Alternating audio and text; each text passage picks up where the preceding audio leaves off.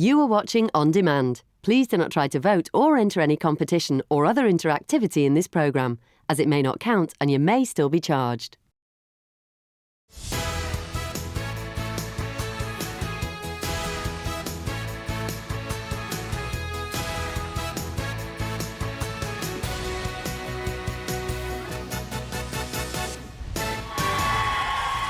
Today on your Loose Women Live, it's Jane Moore, Colleen Nolan, Janet Street-Porter and Linda Robson.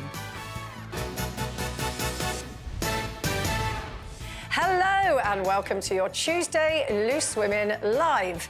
Coming up with dramas based on the murders of schoolgirls Holly and Jessica and the Jeffrey Dahmer killings, why Linda thinks we should be calling time on the retelling of gruesome crimes. Then, from behind the truth of with her fallout with Atomic Kitten, the relationship she thought she would never survive and the happy ending she deserved, Kerry Katona lays bare a decade of heartbreak and hope in a special interview at 1 o'clock.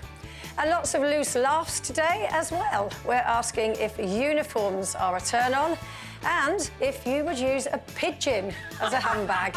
The mind boggles. But first, few of us will forget the shocking murder of schoolgirls Holly Wells and Jessica Chapman in 2002. Now, last night, new drama Maxine on Channel 5 relived the story from the point of view of their killer Ian Huntley's then-girlfriend, Maxine Carr. Oh, I can't go to prison. No one's going to prison. I went before when they charged me, when I done nothing wrong. Right, I'll say I was here.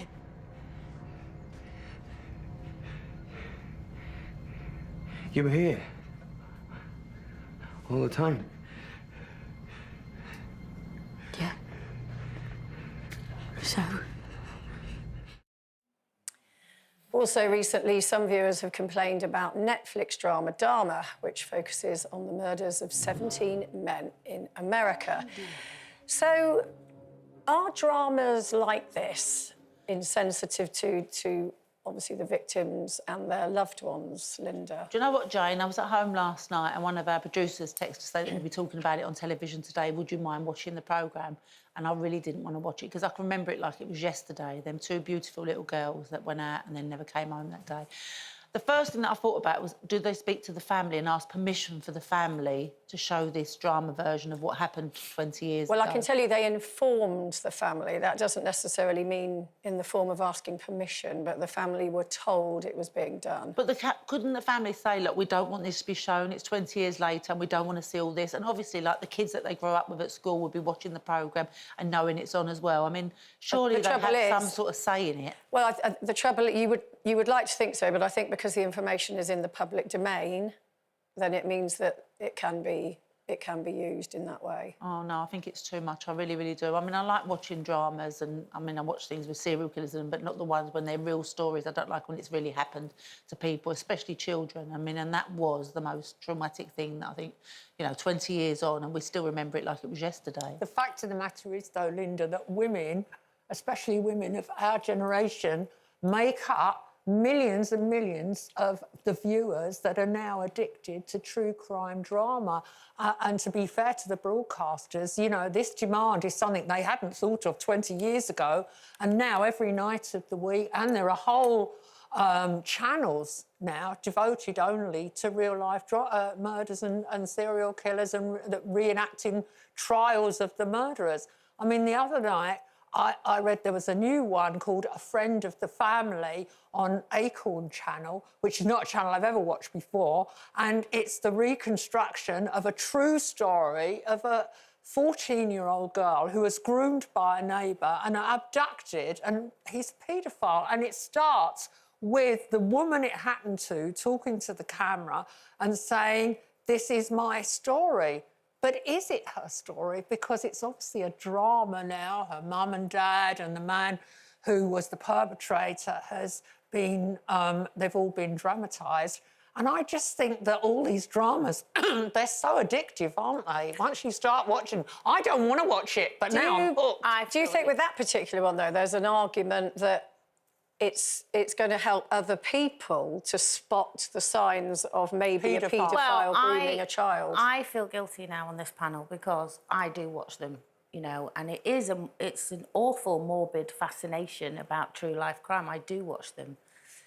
In some respects, I know exactly what you're saying. You know, if the family haven't agreed to it, traumatic, and I totally get it, and I do think they should have a right to say whether they can or not. I have to say, for me, I think they're quite good because it was 20 years ago. And although we remember Holly and Jessica, I think we forget how awful that was, really, because we get on with our own lives. And I was watching it last night, and it brought all those memories back of these two just, you know, awful animal people, really. And you sit there and all that. You know, if it was I'd want people, if it was me, to always remember. I'd never want them to forget. I'd never want them to be complacent. Oh, yeah, that was 20 years ago. I'd constantly want it, if it was me, to be publicised and say, this is what happened. I mean, I started to watch Dharma on Netflix because I also, like you, I do like true crime. But Jeffrey Dahmer obviously was the serial killer in America who over a long period of time killed 17 young men. And I just found it dwelt too much.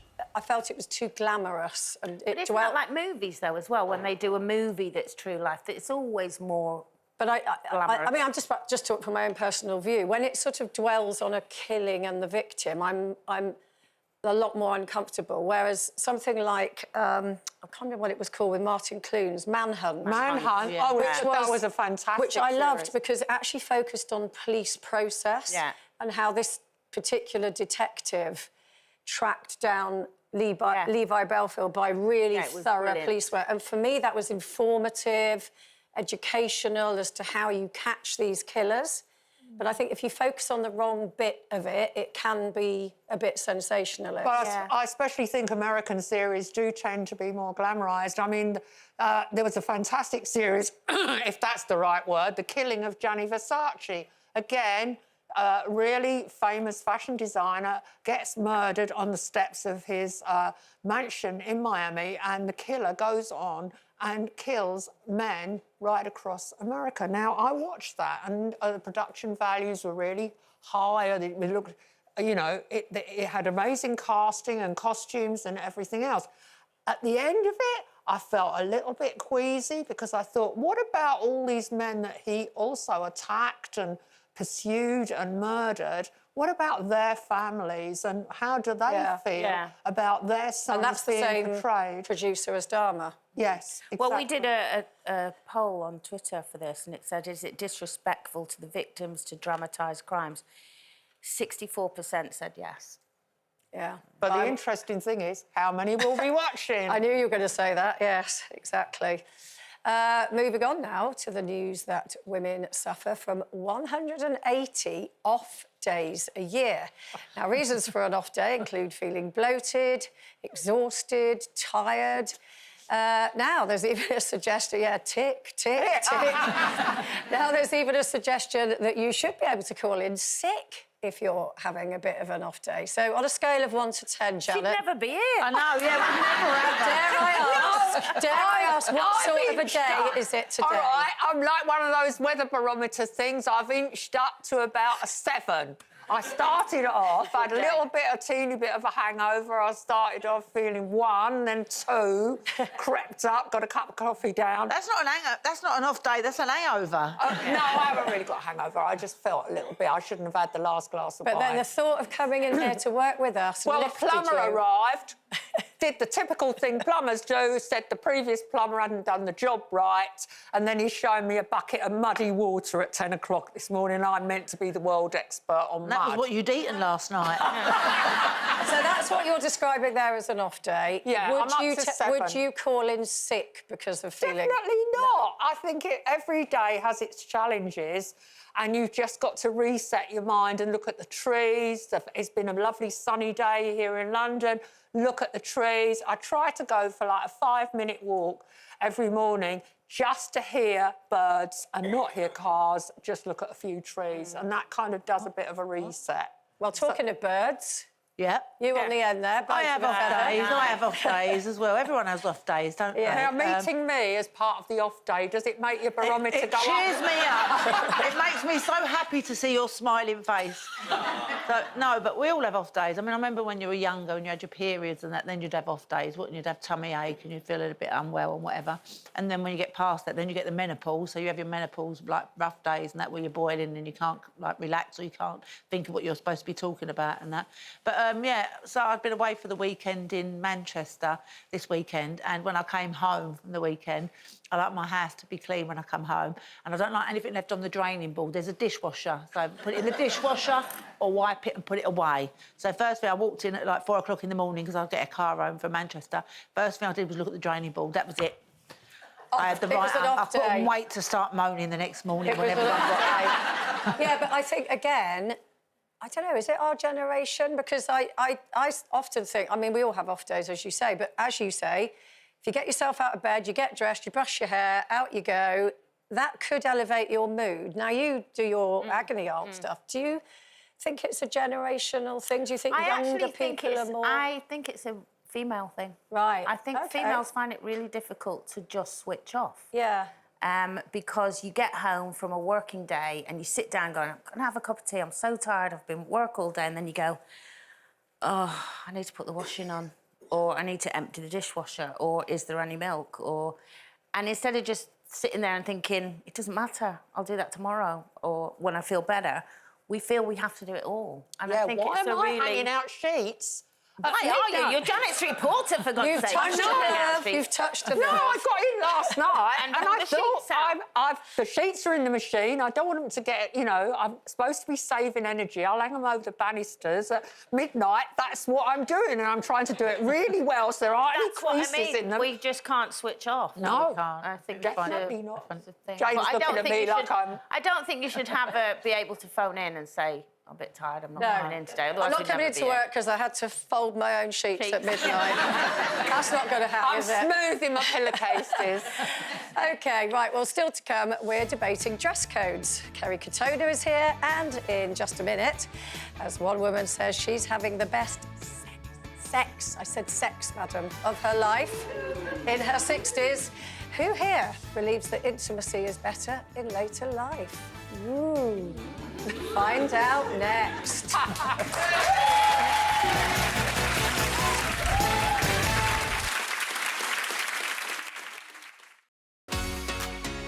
Tomorrow on Loose Women, we're joined by Queen of the Ballroom, Shirley Ballast.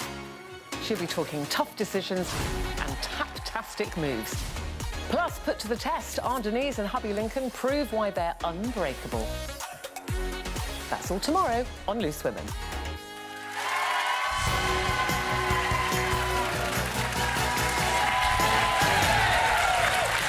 Nice to see you again. Now then, still to come, from girl band catfights to a troubled love life and the effect it's had on her kids. That's an honest interview with Kerry Katona at 1 o'clock.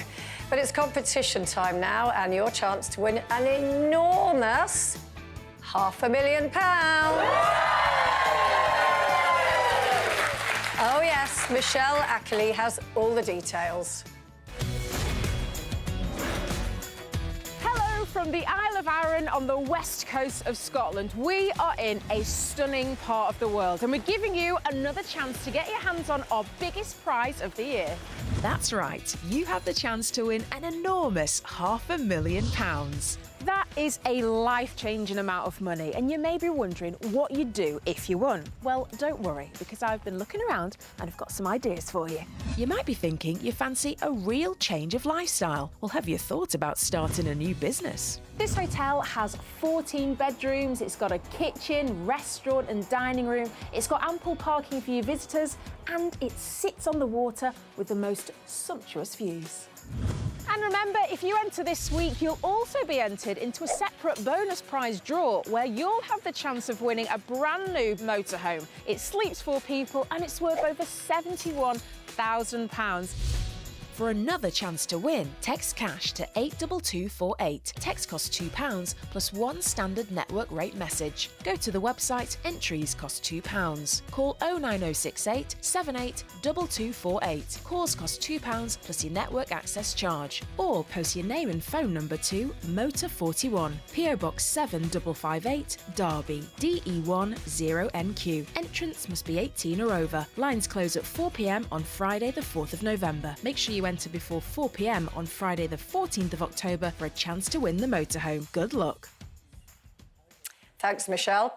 Now, in today's papers, a woman in her early 60s says that her daughter asked her what intimacy is like when you're older. And she said, the answer is, at 64, it's 3 times a night and better than it's ever been. Excuse me, do you mind not reading my letters out live on there? It's just rude. That was private to you, Jane. Well, I know who to go to first on this debate, don't I? And the answer is yes. You know what? It's such a strange thing to even ask, isn't it? Because it's almost like you get to a certain age and people don't think you have or should have sex anymore, or are horrified that you still have sex, you know. And to be honest with you, when I spent the last maybe 4 or 5 years on my own, I never, ever, ever thought I'd have it again. And I didn't actually miss it. I missed the intimacy of being hugged and holding hands and just having almost like a companion type situation. But I think it's because I always had a kind of low self-esteem when it came to my own body and all of those things. So it was never, I just thought, that's just too embarrassing, the thoughts at this age, being naked in front of someone or whatever and doing all that nasty stuff. And then I did, and it was fabulous. No,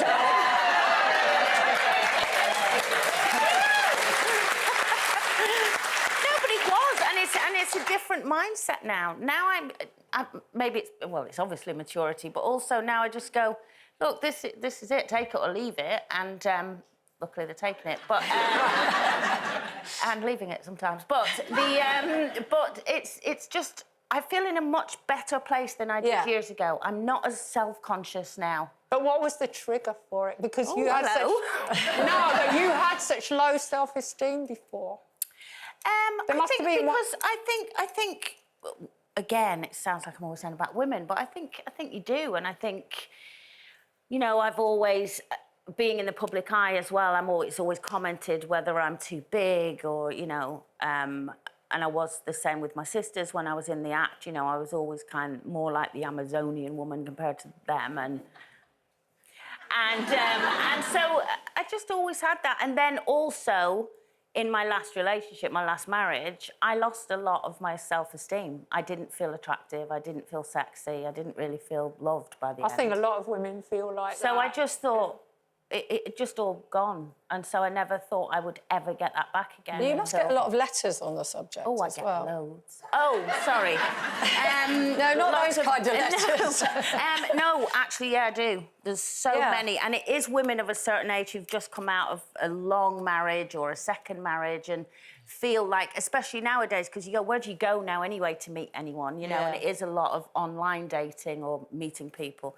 So I do, and most of it is because I just can't imagine getting intimate with somebody again, or I'm too old, or my kids would be horrified, or what do I do to go about it? And it's a really interesting subject because for me, it's never too late, you're never too old. And, you know, if you're with the right person, it's the best thing ever. Yeah. Linda? Well, I have to say I'm the complete opposite to Colleen because I find it quite difficult to...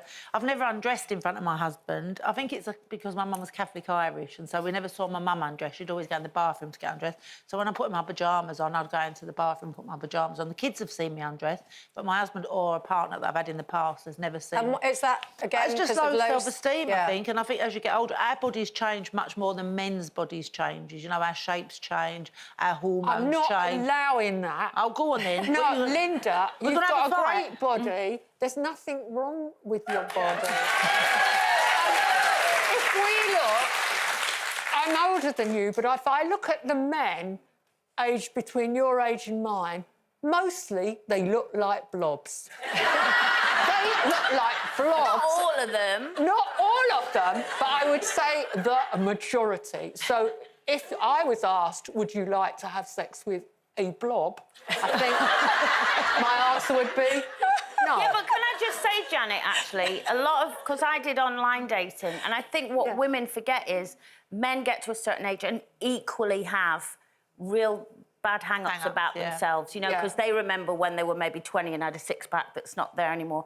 And actually, speaking to men of my age, it was interesting to find out that they're just as insecure, actually, and I think we forget that sometimes. I think because I've been married for 33 years, so it's not like it was early days or whatever, but I look at you and I think, lovely, lucky car, you know. She is bitter about it.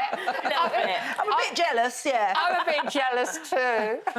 A little bit, not that much. Well, an enlightening chat as ever. Oh, you can tell you're the anchor today because you're not good. You've no opinions, have you? Moving swiftly on. I've got him for you. Actually, with a broken arm and a broken leg, you ain't going to get up to much anyway. No, he's not moving anywhere at the moment. Loads more great debates on the way, including whether trainers should be banned on a night out. But coming up next, we've got Kerry Katona here, and she's going to be opening up for the first time about the effects her violent marriage had on her children and how she's determined to give her family the future they all deserve. A candid chat, as ever, with Kerry. That's next.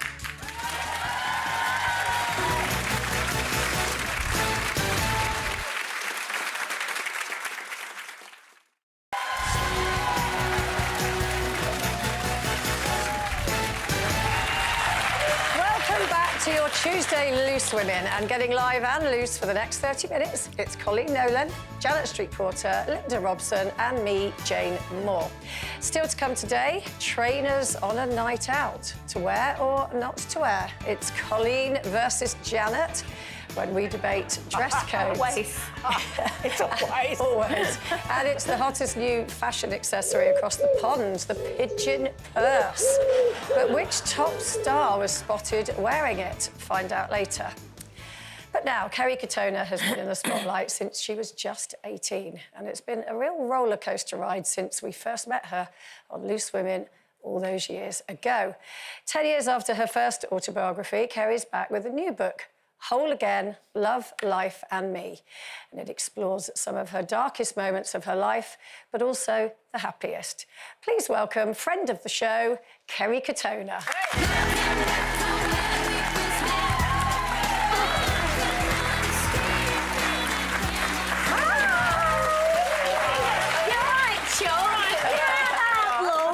You're right, chicken. Oh, I love having another. All right, Janet. Don't hug her. I won't touch her. Don't touch her. Welcome, welcome. Thank you for having me. Now, here we have it. Kerry Katona, Whole Again, Love, Life and Me. Now, this is what I did there? Yes. This is your third book of your life, and you're only 42. I'm only 42. You've packed a lot in, though. I have packed a lot in. I've been coming on this show now for 22 years. Yeah. It's a long, long time. A lot's happened. I mean, the first book was more about my childhood and the foster homes and my mum and all that kind of stuff. The second one was the bankruptcy, the drugs, the divorces. God, we could be here all day, to be honest with you. Both books on its way. But this one, I mean, there's a lot of your typical humour in here, but I wanted to address sort of straight up because it's Domestic Abuse Month, and you've addressed very honestly your marriage to George Kay, and George died in 2019. But interestingly, you say he's still got a hold on you now. Yeah. You see, what a lot of people don't understand, I got put in foster home because my mum's fella beat her up, and I was like, I'll never go through that. Why don't you just walk away? And I end up in the same relationship. And I think what I struggle with is the fact I put my kids through it. And halfway through the book, I was like to my agent, nope. To Sarah, my ghostwriter, no, I'm not doing it. I can't handle it. The anxiety, even now, I panic. God, yeah. It has a hold on you, and I think people who haven't been through that don't understand it. No, but that's, I think, why it's very important to tell that story. Yeah, that's why I've coincided it with this month as well, because it's really, really important. I remember coming on the show, actually, And me and Brian just split. Me and Brian, bloody hell, can't keep up. We were talking about George, that one. And me and George are just split up. And I remember being on there crying on the show. Yeah. And I think you actually asked me, you know, you're still wearing your wedding ring. But no one knew what was going on behind closed doors. No one knew. No. Which is amazing because you are such an open person. Yeah. And you never, like, even off camera, ever told even any of us or... The fear from George was so severe. Like, I've got our Lily with me. Lily and Molly would come home from school and I'd go, "Shh, don't say anything, just go upstairs." I'll never forgive myself for that. So do you think you managed to shield the kids from what was going on? They never witnessed anything, but they heard a lot of But it. Kerry, it wasn't your fault. No. It wasn't your fault. No. But writing it now, has it put it further back? Has it shrunk? It hasn't at all. No. So you still blame yourself? It's not about blame, it's a fear. The fear, yeah. So what would you say for someone who's sitting at home now that's possibly in the situation you were in, and whatever you think of yourself, you know, you did come out of it, and the lovely Kerry that we all know, the strong Kerry that we know. What would you say to somebody now, because you understand exactly what they're going through, of don't... Yeah. What advice would you... Just give it a box. What advice would you give them? It's so difficult because my mum said she was waiting for the police to knock on the door to say, "You killed me." And what I struggle with is George is dead. I have his little girl. And this isn't about me bad-mouthing anybody because we all know how many times the police was called to my house, and it's so difficult because I remember one time George was covering up my bruises and my mum was looking, going, "What are those bruises from?" I said, "Oh, it's from having rough sex, Mum." And he looked at my mum and my mum said she knew that he knew that she knew kind of thing. Yeah. And the fear is, and I know, I'll never forget Molly gave me a look of pure weakness. I thought, what am I teaching my kids? Look, we don't want to dwell on this. Can I go on now? I knew we should have done this morning. I'm joking. It's your You know what truth. it is, Jane? There's a shame as well. There's such a shame that I held on to it for so long because I feel like I let my kids down because I know that they're messed up because of it as well. And I'm always, as a mother, it's your job to protect your children. A mother always feels that guilt, always. Yeah. And whatever you say, all your kids, including one of them who's here today, absolutely adore you. And you know what else it is as well? Because he's not here. And Lily and Molly can go to Brian anytime they want. You know, Max and Heidi, they've got that choice with Mark, even though they've not seen him in years. TJ's not got that choice. Well, look, and I feel guilty because of that. Let's move on to I'm not having a breakdown. It's fine. Let's move on I'm a very emotional person. Let's move on to something a little happier. Tell us about Ryan Mahoney. Oh, right, that one. I can't Google it half the time. Number 4. Number 4, this one. You know what it is? Because I've been in the industry for such a young age. I was only 18 when I met my first husband, so it's all really well documented. Yeah. But Ryan is definitely a keeper. He was a slow burner, but he's changed my world. He really has. I've got to ask You're not having him, Janet. I've got the message. You said, I know you're a person who often changes their mind, but a few years ago you said, "I don't want any more kids." Don't. Now, what's this story about freezing eggs? Well, the thing is, my other half's 8 years younger than me. I can still pull him, love. You know what I mean? He's 8 years younger than me and he has no children of his own. And me and the kids are enough for him, more than enough for him, and he's happy with that.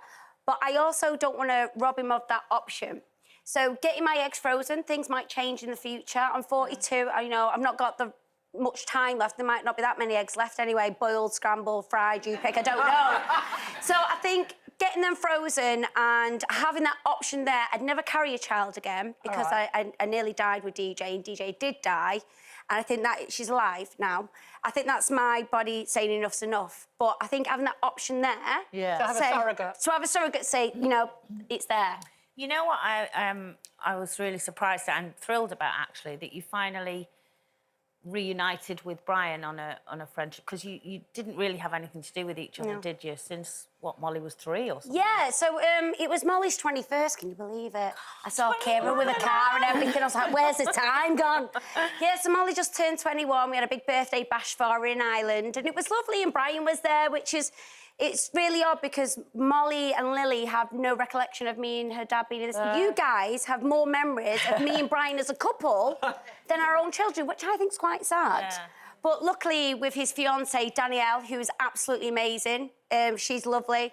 I think he's definitely changed for the better. He's a great dad. It was kind of her, wasn't it, that's saying, right, you two need to... No, not so much that she said anything. I just think she had a little influence on him. Like, she's really... My kids tell me, I'm like, what's the new Mrs. like? And whether they like her or not, I'll know.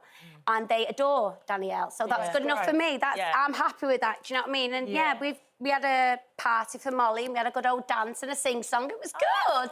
Very nostalgic. Yeah. But it was good. It was really good. Oh, it's really nice to see you so sort of like, you know, happy and I can see that you... from crying. Now stop you from crying. But you can see that you're happy. You're not just saying that you are. You can see it. On my kids' lives, I wouldn't change any of it, though. I wouldn't change the abuse. I wouldn't change the drugs. I wouldn't change the drink or the bankruptcy or the foster homes or anything because I am where I am supposed to be today. Yeah. It's made me who I am. And you can't live with regret because you become a very bitter person. Yeah, absolutely. And I was blaming my mum, my accountant, it was Brian, it was Mark. I've got to take some kind of responsibility, say, hang on a minute, Kerry, you had a choice. Yeah. Not always a good choice, and I made the wrong ones, but own it. Well, what we always love about you on this show is that you're honest. Yeah. And, so anyway, the book, Whole Again, Love, Life and Me, that's released this Thursday, and thanks ever so much. Pre-order it. Thank you to Kerry Katona.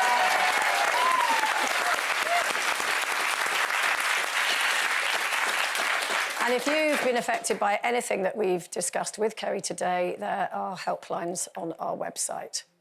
Still to come, we're talking fashion. Are trainers a no-no on a night out? And we're going to be making Janet's dreams come true. Oh, yes, the role-play uniform that everyone wants to get hold of. We've got it. But what is it? Find out next.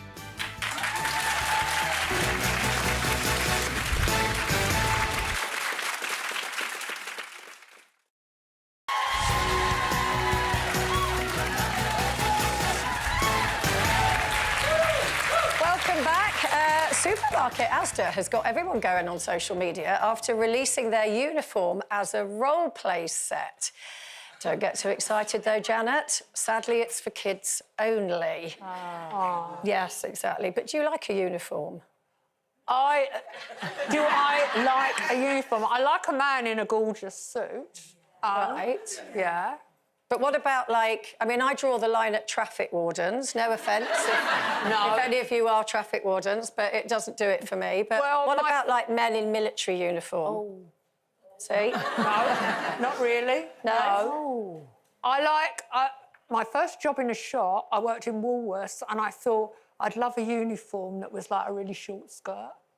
And the one they found for me was like a great big circular skirt that went right down to there. I just looked like a walking lampshade. Didn't attract any boys. So that was the whole point of working there. I like firemen. I've got a thing about firemen. So when the kids were at school and then there was a visit to the fire station, all the mums were dressed up to the nines. Me included, lipstick, hair done, like nice outfit and whatever. It was the most popular day of the year. Never mind museums, no one could be bothered to go to them, but the fire station. And I also think nurses as well. I always think nurses look lovely, and the men in their blues and their little plastic shoes that they wear and that. I like them. They always look really clean. And you know they're clean because they spend half an hour washing their hands. I just love uniforms of any description. I don't know what it is. Well, maybe I need therapy on that. But I think it's just seeing... I think the uniform says about their profession and if they're good at the profession and... I don't know, firemen, police, builders... What is this? Anything. I just love it.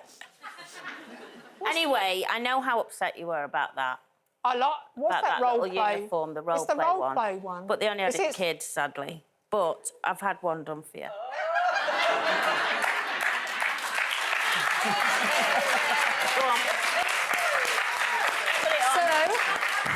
in a Loose Women First, Janet is just going off. Put it on, it's only an apron. To try on the role play uniform. Before all of that, we have competition time again. Michelle is back with all the details.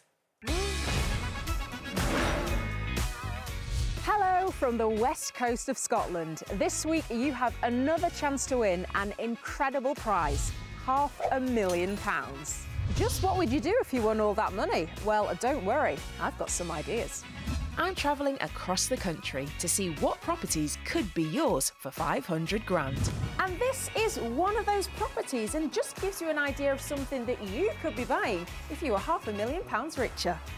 Fiona, you're an estate agent here in Inverclyde. Tell me, what's the property market like at the minute? There's absolutely something for everyone. So from beautiful, traditional, history-filled properties like this, and there's even some modern developments as well. So with £500,000, which is an incredible amount of money, you could definitely, find your dream property in Inverclyde. And remember, this competition is supersized. If you enter this week, you'll also be in with the chance of winning a brand new motorhome. It sleeps 4 and it's worth over £71,000. For another chance to win, text cash to 82248. Text costs £2 plus 1 standard network rate message. Go to the website, entries cost £2. Call 09068 78 2248. Calls cost £2 plus your network access charge. Or post your name and phone number to Motor41, PO Box 7558, Derby, DE10NQ. Entrance must be 18 or over. Lines close at 4 p.m. on Friday the 4th of November. Make sure you enter before 4 p.m. on Friday the 14th of October for a chance to win the motorhome. Good luck. Thanks, Michelle. Now, here she is, the most hotly anticipated outfit on the style scene, living out her supermarket dreams. It's Janet.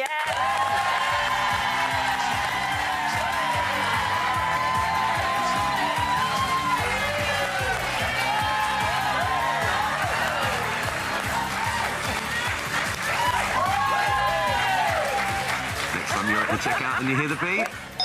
Think of the fun you could be having on Janet Street Porter. Supermarket Suite.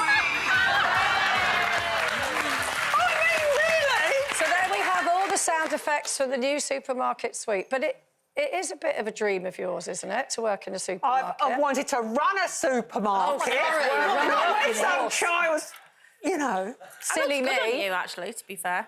What, this? Yeah. The apron in that, you just style it out, don't you? You can put Your lovely smiling face as you greet the customers. I want to be the manager, not the shelf stacker. I did the shelf stacking when I was 14. But is it... you're going to be running a Tesco near us quite soon, aren't you, for the show? I think I'm hoping. It's only taken 2 years to persuade any supermarket in the UK. It's always been my dream, because I loved that series on Sky, Trolleyed. I was a trolley... How many people here love Trolleyed? It was so funny. That's what I want to do. Run the supermarket. Get on the tannoy. Well, we're going to do it, so we'll be seeing that in future weeks. There'll be no one in it that day, but yeah. Profits will plump. You might be eating your words. You'll be eating your words. I will. And if you want a yellow sticker on anything, you'll be coming my way. Excellent. Good to know. Staying on a style theme, did you see the story recently of the very sort of otherwise smartly dressed businesswoman who got put near the toilets in this restaurant? Woman is the only woman in the city of London... She had trainers on. Yeah, this woman is the only woman in the city of London that heads up an insurance company. So she's broken the glass ceiling, she goes out to lunch, she's got the wrong shoes on, according to this stuffy old city But if their rule club. is no trainers... I just don't agree with it. What's so wrong with trainers if they're clean, they're tidy, nothing wrong whatsoever? And Can I ask you a question, because you've been on the business and you've been the boss of a lot of things. If you were going out for lunch and one of your trainees or whatever it was, somebody under you, turned up and they had trainers on, would you be offended? Not would you at say, all. why have you If they were dirty or scruffy, that wouldn't be appropriate. But if they were clean and they had the right socks on and they looked good, It would be fine. Absolutely fine, because if you take as much trouble over your feet, most people wearing trainers really care about But you them. worked on newspapers years and years ago, like me, actually physically in the and I office. wore Doc Martens. You would have been sent home if you wore trainers. I would have been. No, well, I was in charge. Nightclubs, didn't it? I wouldn't sit on the cell phone. Yeah, it used to be in nightclubs that they didn't want you to wear trainers. But for me, it's all about comfort, whatever I'm comfortable in. And also, trainers now are so expensive, a lot of them, aren't they? Yeah. And they are really trendy. You can wear them with dresses and everything. I think they look lovely, I really do. What, But- an evening out, though? Well, I had an evening out with Denise this weekend. We went to Manchester for a couple of days. Anyway, and we met down in the restaurant downstairs, and I turned up in my pyjamas and my slippers with just a coat over it. I didn't think there was anything wrong. We'd been working all day, so I just wanted to be comfortable. There I am, there. Where? And there? On there, they just showed a picture. And then I also went home, got a lift home from Manchester, and I put my pyjamas on to go on the trip home as well. What if, what if the driver had broken down and you're standing by? Then I'd still be comfortable, wouldn't I?